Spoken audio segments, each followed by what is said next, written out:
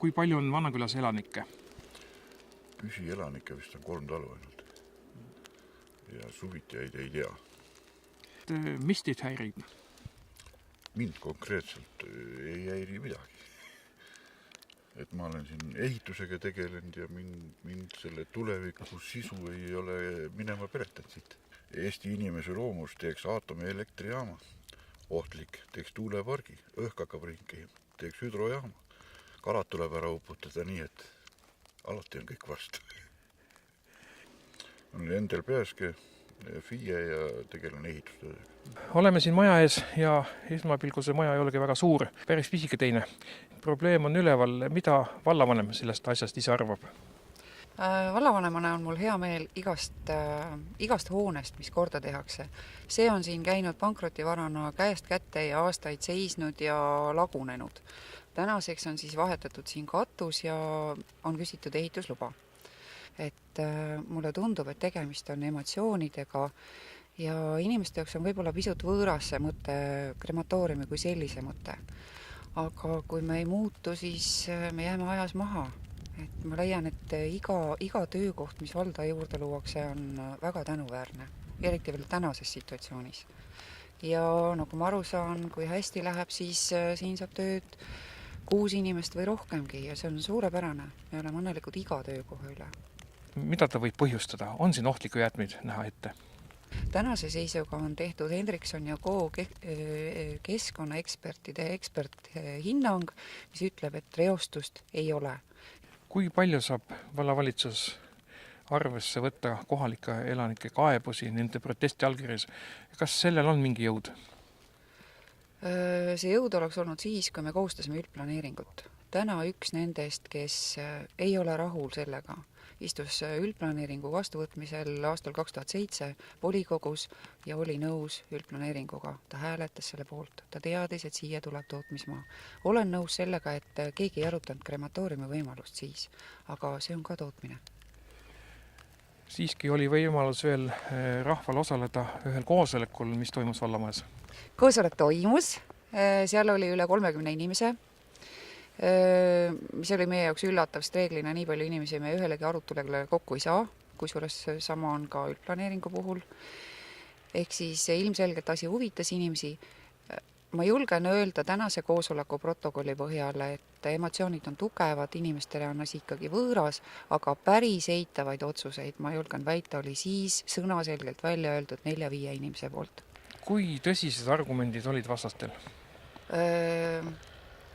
Oli reostuse huvi, oli hirm, et hakkavad sõitma väga paljud autod. See hinnang näitab, et sõidab 10 autot, ehk siis 5 ühele poole ja 5 teisele poole. Seega teekoormus ei suurene. Väga palju oli emotsionaalset külge, et nad ei tea, kes selles autos sõidab ja selle peale oli vastus, et kui me Tallinna linnas liigume, me ka ei tea, keda autos veetakse. Aga ma saan aru, et mõte kui selline on võõras, et ikkagi emotsioonitasand on palju. Olen Tiiu Aavik, Martna vallavanem. Miks just see asukoht valiti? Asukoha otsing oli pikk ja ei olnud lihtne. Meie eesmärk oli leida hajaasustusalale privaatne koht antud tegevuseks. Ja me otsisime seda kohta üle poole aasta ja viimaks leidsime sellise koha siin Martna vallas. Tegemist on ehitustegevuseks ette valmistatud ehitusplatsiga täna ja tulevikuplaan on siia luua multikrematoorium. Ehk siis suuremas plokis, eraldiseisvas plokis toimub surnud inimeste krematsioon ja väiksemas plokis lemmikloomade tuvastamine. Kas sellist multifunktsionaalset krematoorium on Eestis veel teada? Ei, see on täiesti uus lähenemine sellise teenuse osutamisele. On teieni jõudnud need kartused, mida kohalikud elanikud väljendavad? Jah, on, et ka oli üks küla koosolek antud teemal, millest me võtsime osa. Ja siin oli kokku tulnud üle 30 inimese. Üks osa nendest oli tulnud saama informatsiooni toimuva kohta. Üks osa oli neutraalne, üks osa oli vastu oli häälekam osa nagu alati, aga see oli väike osa selles saalis viibinud inimestest. Ja kuidas toimub siia selle, materjali kohalevedu ja äraviimine? väikekaubikutega, vastavalt kohandatud väikekaubikutega, nagu ta ikka käib, et ei saa siin toimuma midagi teiselaadset, kui ta täna toimub. Kas on eetiline loomi ja inimesi samas kohas kremeerida? Me endid positsioneerime kui tuhastamis- ja krematsiooniteenust osutav ettevõtte. Me ei osuta siin koha peal tseremoniaalset poolt ja me oleme täiesti eraldanud omavahel need sisulised tegevused, et ühine on ainult nendel tegevustel üks katus, aga ka ruumiliselt nad on eraldatud. Nii, nimi ja ametikoht? Minu nimi on Toomas Veskimäe ja täna räägin selle projekti omanike nimel.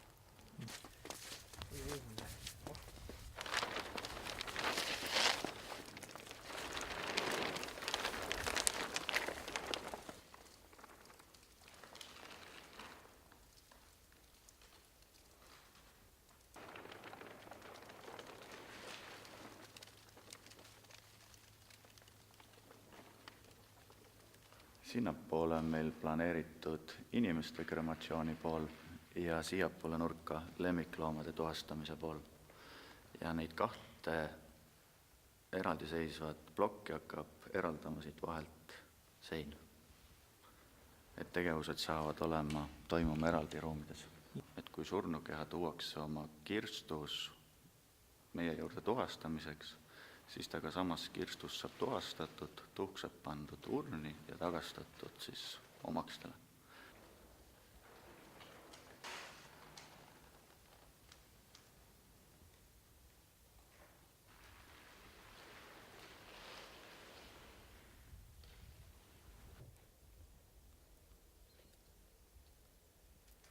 Mis mina oska seal veel, minu teda küll vaja ei ole ühtegi, ma arvan. Mis vastu hakkab? Ma ei oska jätta öeldagi, mis siin vastu hakkab, aga muidu nii... Nii et teie oma allkirja andsite? Jah, Andile andsin küll, jah, jälle, jah. Mis seal pöördumises seisis? Lugesid läbi? Ei, ma ei ole lugenud. Mu silmad on nii kehvad, et ma lugeda õieti näegi.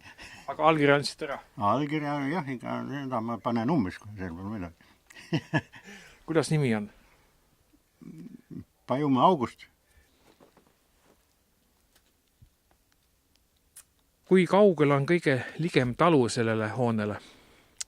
Kõige lähem on kuskil 250 meetrit umbes. Nii, külavanemana, mida siis küla peal kuulda on sellest? Enamus on ikkagi vastu, 80% elanikest on ikka vastu sellele. Ülejäänud on siis niisugused neutraalsed, võib ütelda. Võtame arvudes, sest 80%, mitu inimest see 80% on? No ma arvan kuskil 6, 7, 8 inimest sedasi on neutraalsed. Ja siis... vastu palju on? No vastu 22. No ma ei usu, et ta nüüd peatatav on. See mees ehitab eramaal, oma maal ja see on niivõrd väikese mahuline asi, et siin ei ole midagi seadust keelata teda. Nii, et ennem ei olnud nii, et te koputate uksele öelda tere, et meie oleme teie uued naabrid? Ei, seda ei ole olnud. Nüüd jääb lihtsalt minna pidulikule avamisele linti lõikama ja seista siis seal bioloo taha. No, võib-olla küll, jah. Nii, nimi ja ametikoht? Olev Tiigimaa, külavanem.